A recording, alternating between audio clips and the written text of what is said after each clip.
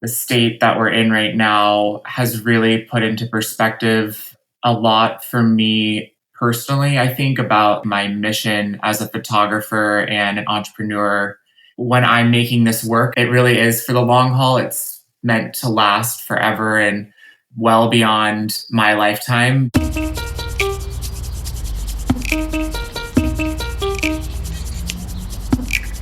Welcome to Take the Long View with Matt Hall.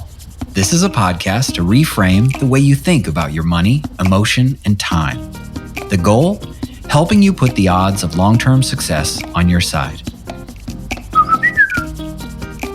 I'm so excited to have our guest, Gray Malin, join us today because he is a photographer extraordinaire. He's someone whose work transports you to another place. After moving to Los Angeles for an internship at Paramount, Malin started his business selling photographs from a small booth at a West Hollywood Sunday swap meet near his current home. In 2009, he attracted public attention with his Prada Marfa series, which was a sequence created with the assistance of the local township in Marfa, Texas. Since the success of the Prada Marfa series, Malin has shot over 30 fine art photography series around the world in locations as remote as Antarctica, Namibia, and Bhutan, while also receiving commercial recognition for inventive aerial, beach, ski, and park scenes of the world's most iconic destinations.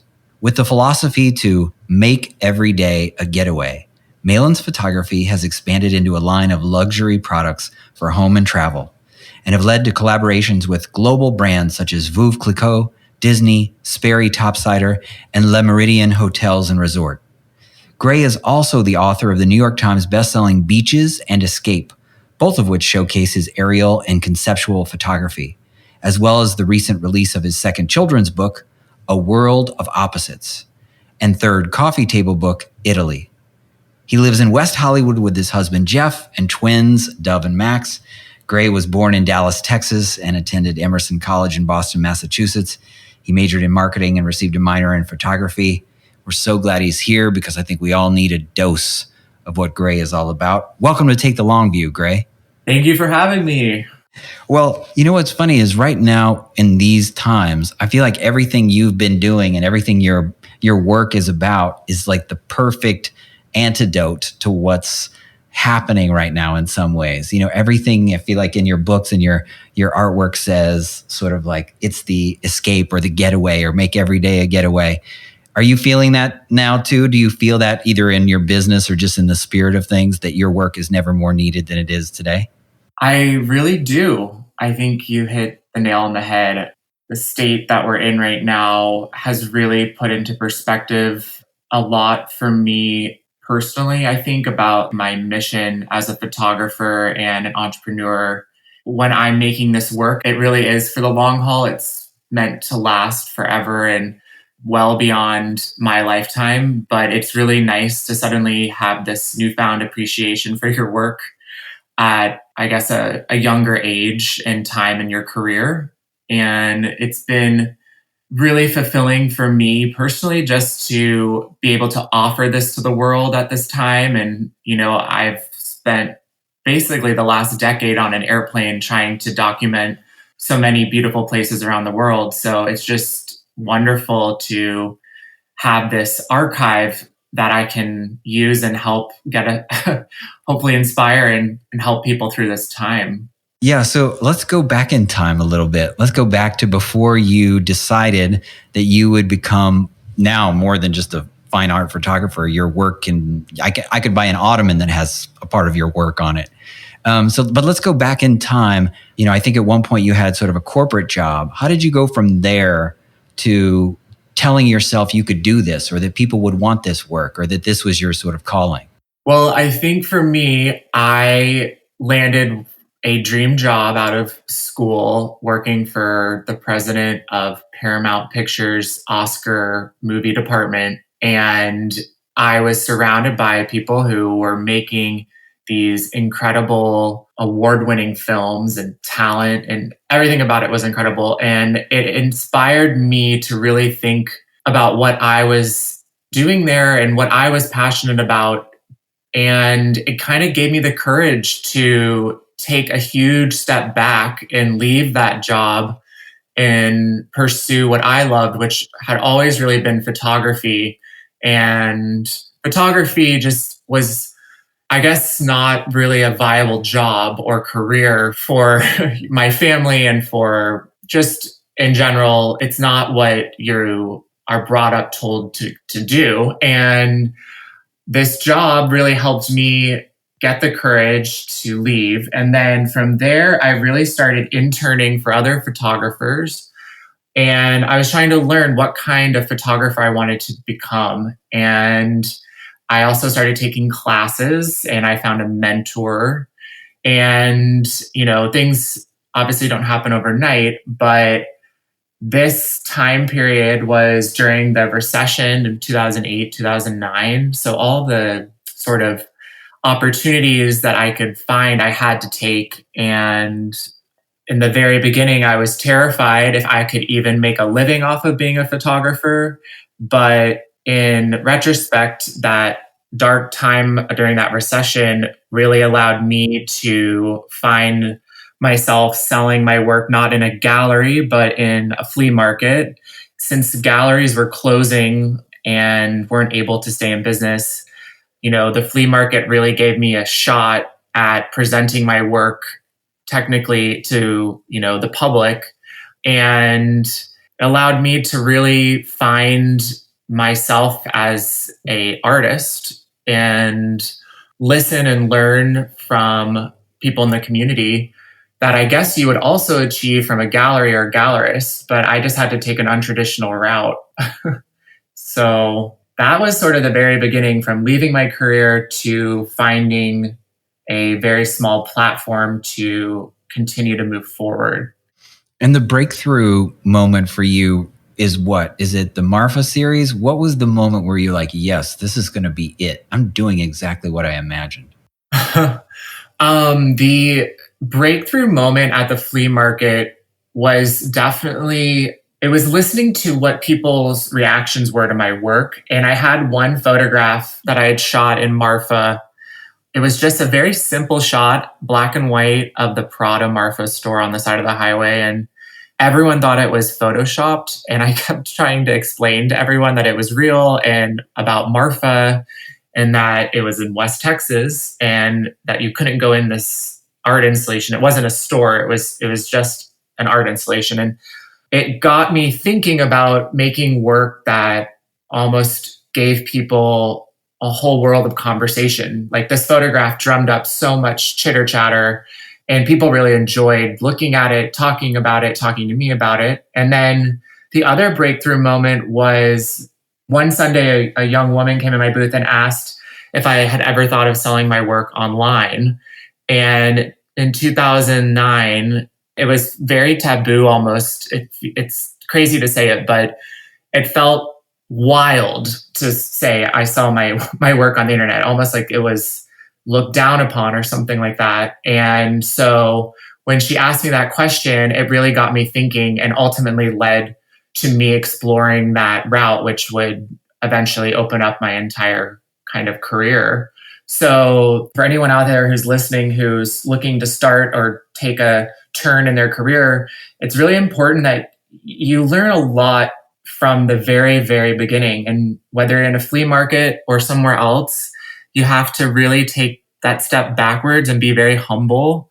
And by listening and being present, you can learn so much that will actually end up helping you in the long run. So let's talk about a few specific examples, because I don't know if the listeners aren't familiar with your work. They don't really have I don't think, a sense for how much work goes into your work, because I've seen on Instagram and some of the stories you've put together, like the effort and the thinking and the creativity that goes into getting a shot. And there are a couple specific ones I want to talk about. One is, can you tell us the story of when you shot these sheep that look like they're spray painted? Basically, as an artist, I have many ideas. They usually start in a journal and they end up into a Pinterest board and eventually, hopefully, come to fruition. But sometimes they take years, and the sheep took years. I had come across a BBC article about a Scottish sheep farmer probably in like 2008 or 2009, who he had dyed his sheep, I think it was orange, to deter some thieves that had been taking his sheep. And I visually remember seeing these sheep out in these green fields in Scotland, and I thought, wow, like that is surreal. And I love making work that people can't possibly believe is real. And this idea stuck with me for years and years. And I think it was 2013, I found through some family of mine that lives in Melbourne, Australia, a third generation sheep farmer who was interested in working with me on this project. And he told me that he actually had used dye on his sheep before to sort of figure out which sheep went into different paddocks, not fully dyeing them, but just there is like a non-toxic vegetable dye you can mark on the back of the sheep's necks. And he said that we could mist the sheep in the showers where they apply, I guess, tick and flea solution to the sheep. They could mist them with blue, with red, with orange, with yellow, with pink, and so on.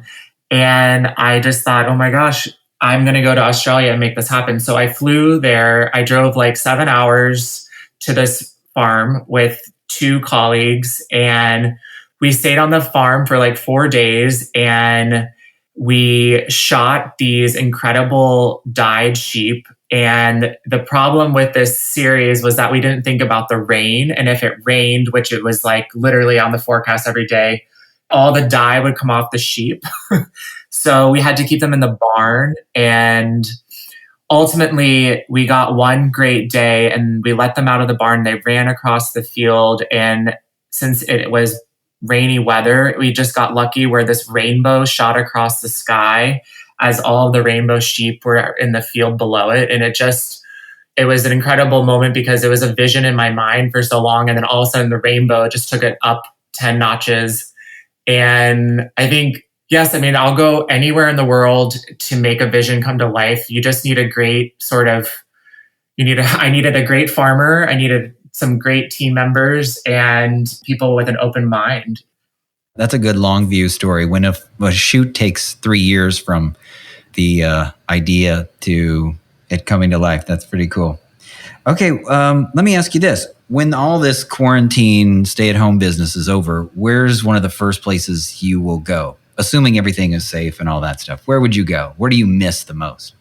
Well, personally, my family has a summer home on Lake Michigan, and we gather there every summer together, especially around August. So I'm hoping to make it there this summer with our kids. And quarantine's been tough for everyone, but I have 17-month-old twins and grandparents that are dying to see them and siblings. So I'm really hopeful for that.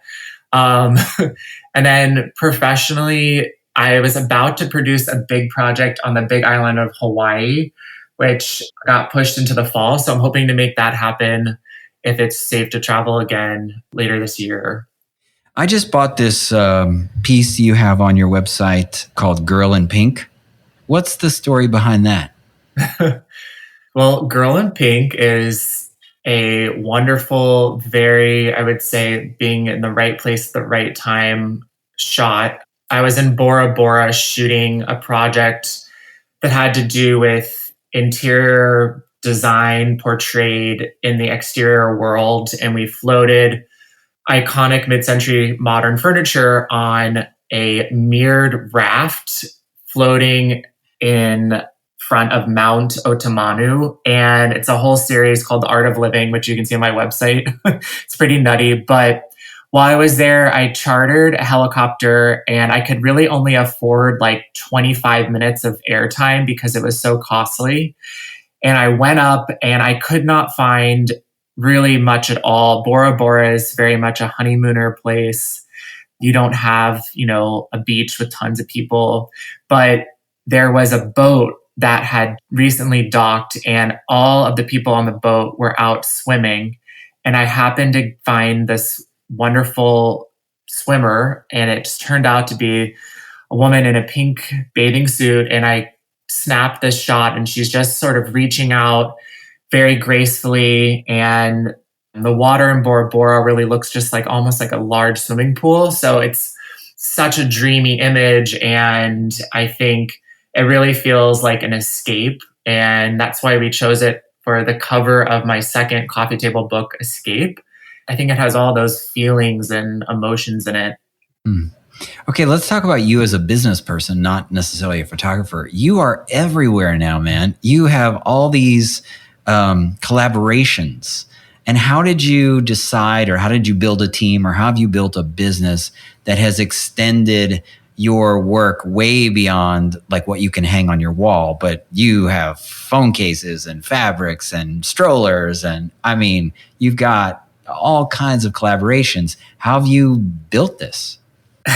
It took time. It has been incredible to become more than just a photographer, but a brand. And I grew up with a mother who's an incredible interior decorator. She doesn't do it professionally, but she certainly did it in the house that I grew up in. And I learned from a very young age about basically how art can make a room feel. And I really started to want to make work that was meant to not just hang in the home and look fabulous and take you somewhere else or incite conversation, but also to quote unquote make every day feel like a getaway. And once I started to step into that world and that brand motto, I found myself intrigued very quickly. And 2012, a British men's bathing suit company reached out to me named Orlebar Brown, and they asked if we could make swim shorts together for men. And their bathing suits, I think, were around $400. And so it was a very costly item, but it opened my eyes to the image moving off the wall and into the 3D world on someone's body. And the collaboration launched. Soon after that, I found myself in a helicopter above the beaches in Chicago, and my Sperry topsider shoes were sort of dangling from the side of the helicopter while I was shooting. I'm tethered in, so don't worry. I just happened to take a photo of my feet right, on top of the beach with all the umbrellas and the people. And it inspired me to reach out to Sperry Topsider, and we ended up collaborating. And that became my first collaboration. And I loved Sperry so much. I thought, what other brands do I love? What's authentic for me and my world in this make everyday getaway. And I ended up receiving a Swell water bottle for Christmas. I believe my sister, my dad, myself, we all got one in like our stockings, and they were brand new to the market. And I thought these water bottles are amazing. And we reached out to them. We ended up doing a collaboration with them. They got us into Neiman Marcus, into Bloomingdale's, into Saks, into Nordstrom, and not to mention countless mom and pop shops. And suddenly I realized that through the power of collaborations, you could really grow your name and your presence in many, many new markets. And at the same time I was working on those, I also was able to buy my first home in Los Angeles. And I oddly had this idea that I could maybe partner with a company and we could furnish one of the rooms in the house with their furniture, my artwork, and then we could maybe do a marketing push to shop the room. And though you've probably seen that now, at the time it was very new. And so by tapping into Williams-Sonoma's market, Serena and Lily's market, and One Kings Lane's market, and so on, I was able to basically for free, without any cost to me, get exposure to a large, large audience I would not have been able to reach on my own. So the power of collaborations have been huge for me in thinking strategically about not just products, but also about like lifestyle. And, most recently, you probably saw the stroller collaboration with Bugaboo. And, I have kids, and Bugaboo's collaborated with Andy Warhol and Missoni. And I reached out to them and I thought, I would absolutely love to work with them. And strollers in general are pretty they're black, they're navy blue, they sometimes maroon. They're not super inventive, very functional, but not inventive in terms of the way they look. So it's been such a dream to get to take the photograph and make it something that people can live their life in outside of just, being on their wall. Mm-hmm. So you have to have, I guess, figured out how to build a team or build an organization too. So go beyond just being a photographer and become an entrepreneur and a business person. How have you gone about figuring all those puzzle pieces out? Yes, building a team is, as anyone will tell you, it's not easy, but I started working and have continued to work successfully with friends. And I know a lot of people probably would advise you not to do that. But in the very beginning, I had a friend who was unhappy in her job, and she joined me and helped. And it taught me that I could trust and take things off my plate and eventually hire someone else. And I think that the biggest takeaway I learned after maybe my third employee was that you just have to be willing to trust others. And once you can take that pressure off yourself, you can actually really inspire and motivate a team to create and conquer visions. And together, I could never be where I am today without this team, but it's taken a lot of coaching, a lot of time to empower and to, I'd say, really make sure everyone feels like they're growing and learning. And I also have brought in higher up people who come with years of experience from other companies. So it's a little bit of a mixture of people who are younger with people who are more experienced. And at my company, I'm really big on team building, and we go on company trips together every year. We do a lot of team building, but it's really just team. It's almost like a family. So it's been a crucial part of this whole process. It's just really hard in the beginning, but once you get over that initial hump, it really can change and make your company so much stronger. Let me share with you a quote I found that I want to see your reaction to. So in my home, we have a decorator that we admire, and we have some Slim Aaron's images and some Massimo Vitali images, and we have some Gray Malin work too. And I found this quote from Slim Aaron's that I liked, and I thought it's a quote that could, based on your work, could also come from you. He said, "I'm going to walk on the sunny side of the street. I'm going to have fun photographing attractive people doing attractive things in attractive places, and maybe take some attractive photographs as well." Yes. What do you think of that? I've heard that quote. It's a beautiful quote.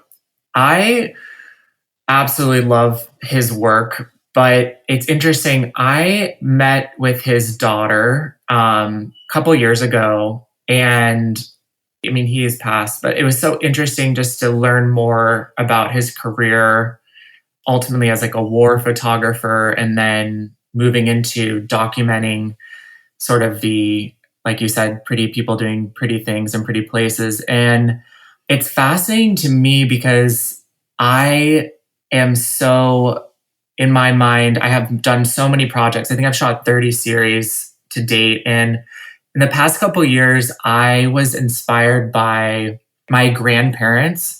They are no longer with us, but they have left in our summer home about 15 albums of their travels. They traveled relentlessly around the world in just such a glamorous sort of, it's been very inspirational to me. And I sit and flip through these albums and I want to recreate their lives.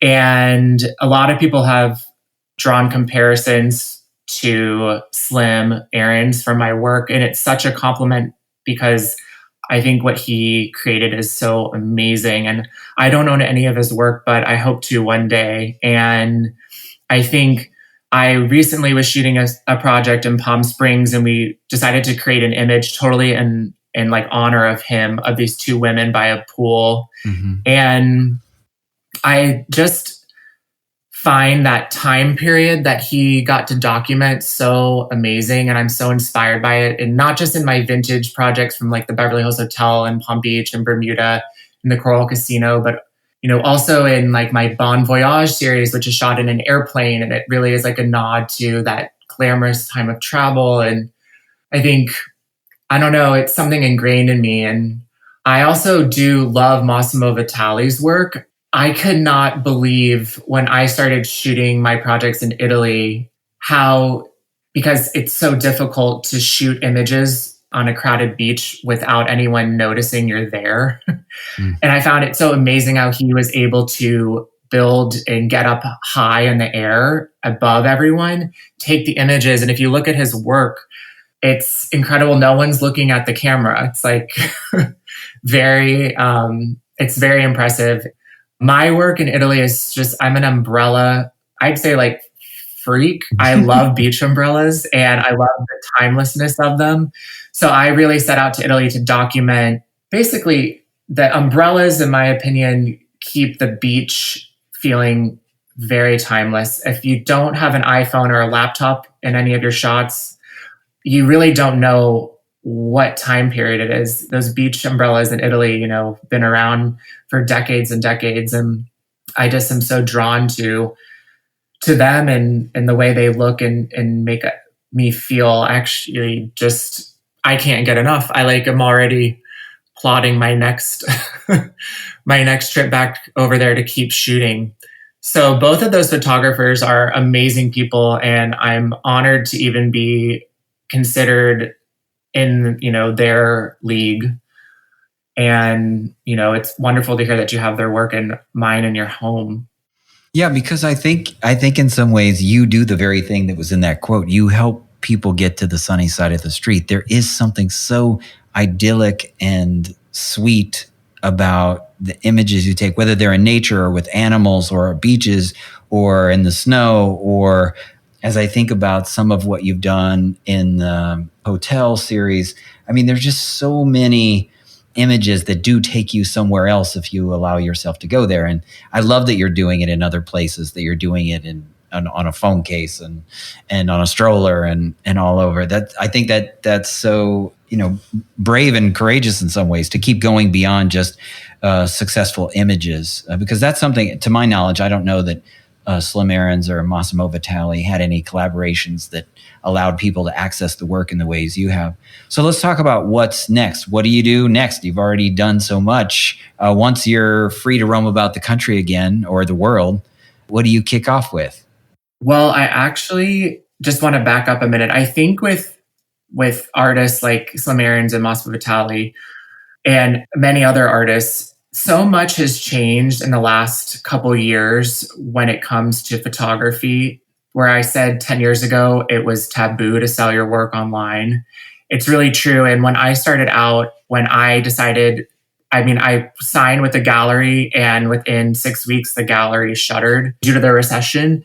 I think I was forced to find my own path, my own journey, and working on products and collaborations and really, I guess, being a trailblazer. I feel like I'm a trailblazer in the sense that I'm hoping to prove to other people out there there's so much you can do with photography that's exciting. And with Instagram and its popularity of the last, I think, 8 years, it's made photography go from what was sort of the dark horse of the art world to the front runner and one of the most exciting art forms of this entire, not just this generation, but the world right now.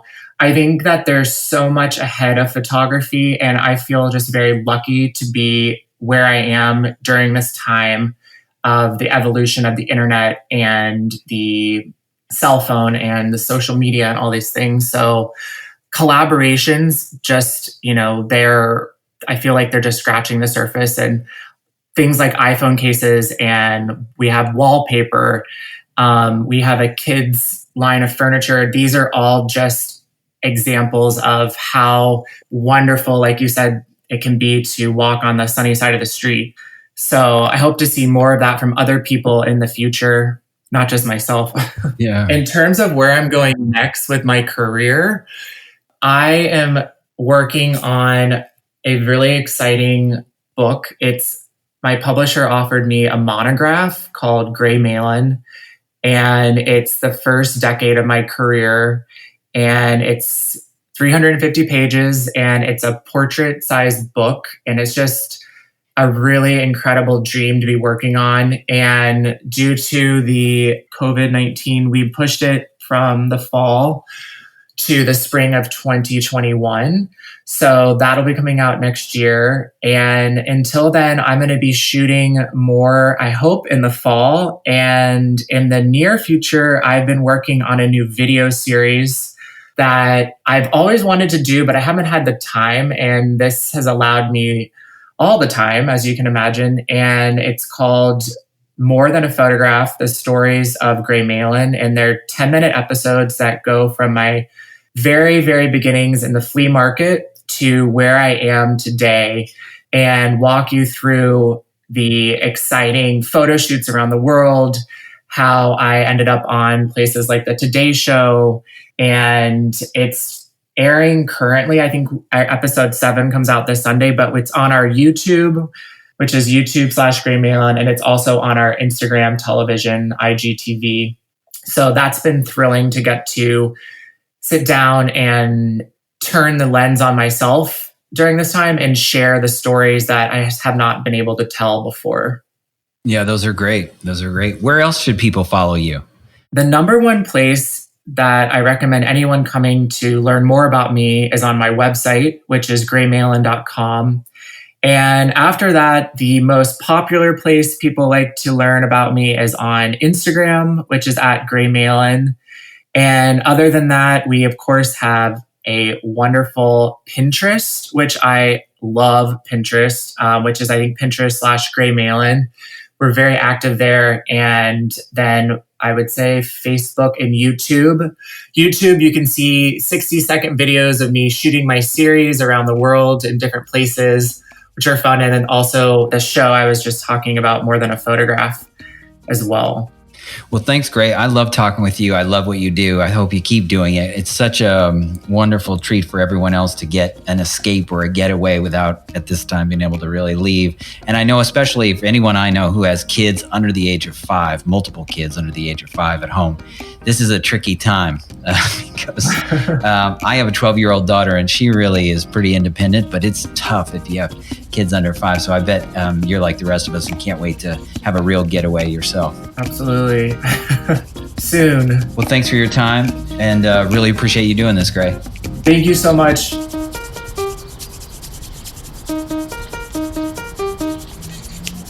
What are your feelings about passing on your wealth?